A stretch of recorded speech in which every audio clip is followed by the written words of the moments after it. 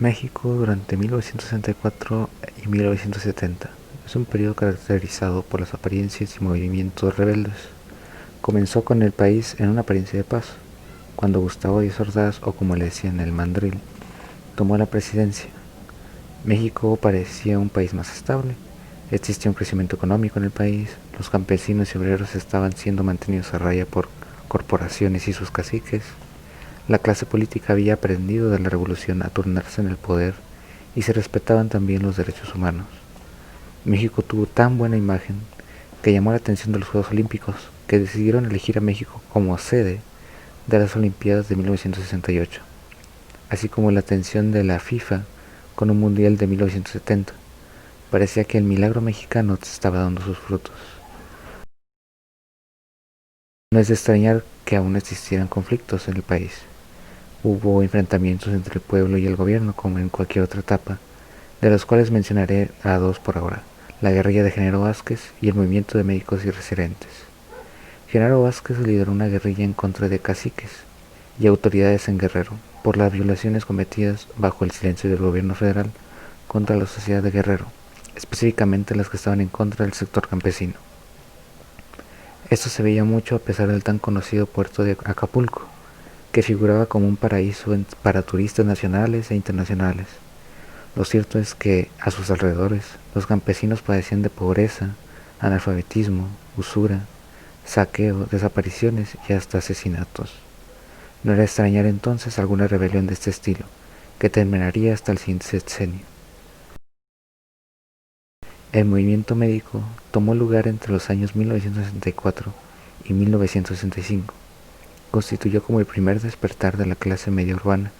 Fue la primera vez que las condiciones de trabajo justas fueron pedidas por médicos, originados por falta de aguinaldos y de contratos abusivos a residentes e internos del Hospital 20 de Noviembre, del Instituto de Seguridad y Servicios Sociales de los Trabajadores del Estado, o conocido también como ISSSTE. A este movimiento se extendería a participantes de dependencias de la UNAM, de la Facultad de Medicina o de estudiantes de odontología. A pesar de que una de sus demandas fue las no represalias, cuando terminó el movimiento se arrestaron a los doctores responsables, y el presidente Díaz Ordaz, en su informe anual, declaró una gran necesidad de detener a los responsables de los graves daños ocasionados a la sociedad y al país. Era más probable la preocupación por falta de entradas a los Juegos Olímpicos que la existencia de conflictos durante este periodo. Tampoco importaba la escasez y carencias de víveres del pueblo, ni la explotación que se hacía a los pobres o el incremento exponencial de la población, así como tampoco se le prestaba atención a las ya recurrentes tendencias negativas de la población, como lo son el machismo, el autoritarismo, el clasismo y el racismo. Estos últimos dos estaban muy ligados, pues era muy asociado a la tez morena con la pobreza y a la tez blanca con belleza y el éxito. Con el fin de obtener algo de prestigio internacional, el presidente de Ordaz en Tlatelolco convocó a una asamblea para la desnuclearización de América Latina. La matanza de Tlatelolco.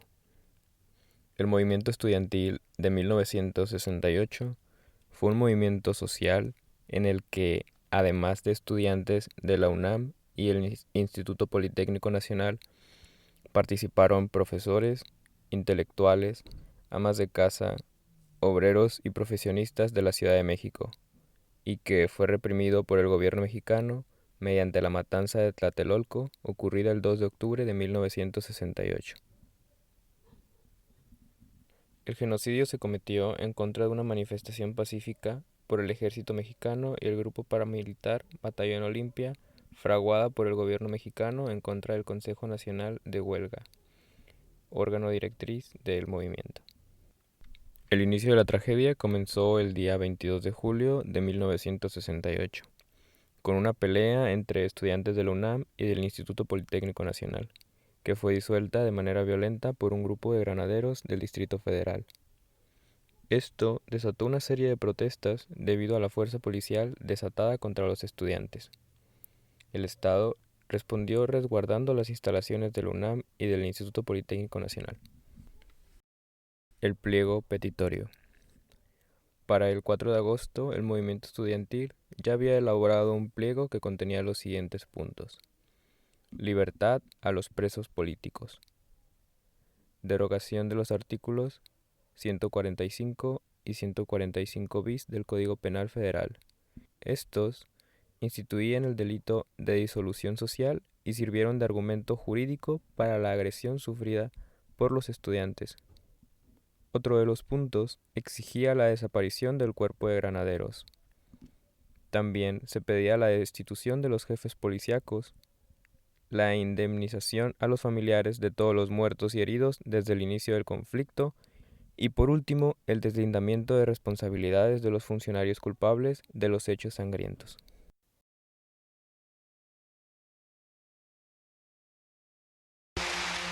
Hemos sido tolerantes hasta excesos criticados, pero todo tiene un límite y no podemos permitir ya que se siga quebrantando irremisiblemente el orden jurídico como a los ojos de todo mundo ha venido sucediendo. Porque fueron los disparos hechos desde la azotea del edificio Chihuahua. De allá dispararon, perversamente contra los soldados y contra sus propios compañeros, o por el nerviosismo del momento y su falta de práctica en el manejo de las armas que ellos habían conseguido o que a ellos les habían dado, no pudieron controlar los disparos y no solamente hirieron y lesionaron a soldados, sino también a sus propios. Fueron más de 2 meses de protesta y el 2 de agosto se creó por fin el Consejo Nacional de Huelga, por sus siglas CNH. Aunque el Consejo Nacional de Huelga insistió en el diálogo público, nunca hubo respuesta de parte del gobierno ni de Díaz Ordaz. Las protestas iban creciendo. El día 2 de octubre, miles de personas, entre ellos estudiantes y trabajadores, algunos incluso con sus esposas e hijos, se reunieron en la Plaza de las Tres Culturas en Tlatelolco. Cerca de las 6 de la tarde, una fila de militares, acompañado por vehículos de asalto, entró a la Plaza de las Tres Culturas. Luego de esto, comenzaron los disparos. La versión del gobierno. A medianoche, ante periodistas extranjeros, Fernando Garza, que era director de prensa y relaciones públicas de Presidencia de la República, dijo extraoficialmente que el saldo de la contienda era cerca de 20 muertos, 75 heridos y más de 400 detenidos. Justificó que la acción militar y policial respondió a un foco de agitación por parte de los manifestantes y aseguró que la tranquilidad durante los Juegos Olímpicos estaba garantizada. México como sede de las Olimpiadas.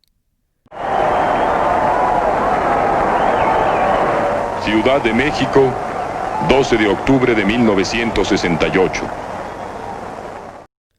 Los anuncios luminosos mostraban los aros olímpicos muy junto a la Paloma de la Paz. Todo esto mientras cientos de estudiantes eran detenidos, golpeados, vejados, encarcelados y en muchas ocasiones asesinados o simplemente desaparecidos. México, al término de las Olimpiadas, ofrecía como despedida música, alegría y buen espíritu festivo. Quería entregar un mensaje al mundo y demostrar que era un país pacífico y moderno, lo cual era muy difícil de transmitir cuando 25 días antes, el 2 de octubre, había ocurrido la matanza de los estudiantes en la plaza de Tlatelolco.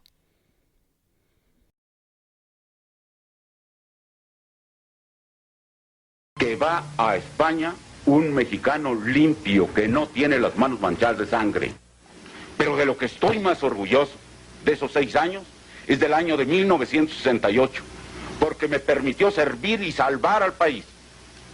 Les guste o no les guste, con algo más que horas de trabajo burocrático, poniéndolo todo: vida, integridad física, horas, peligros, la vida de mi familia, mi honor, el paso de mi nombre a la historia.